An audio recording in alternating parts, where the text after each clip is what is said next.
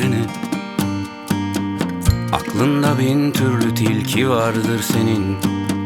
Anlat dinlerim meramını. Hayatta bilmediğimiz şeyler dünyanın döndürüyor çarkını. Yalnız hissetme hiç kendini.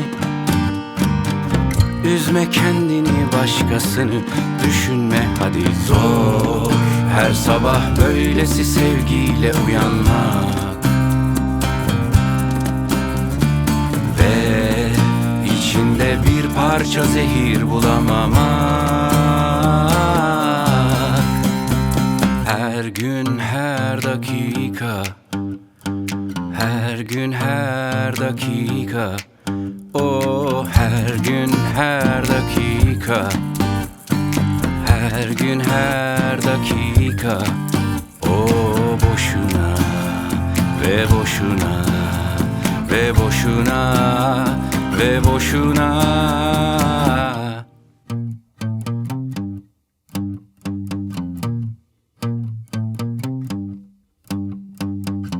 Yorulmuşsundur, şöyle otur yanıma.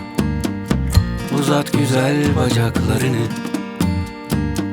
Aklında bin türlü tilki vardır senin.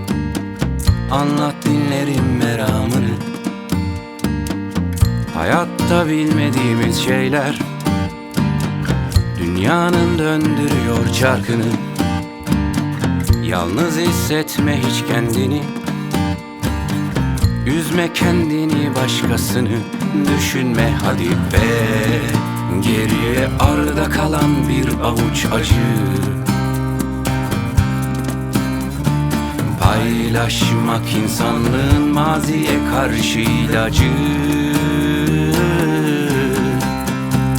Her gün her dakika sensiz boşuna, her gün her dakika, sensiz boşuna, oh her gün her dakika, sensiz boşuna, her gün her dakika, sensiz boşuna, oh boşuna ve boşuna ve boşuna ve boşuna.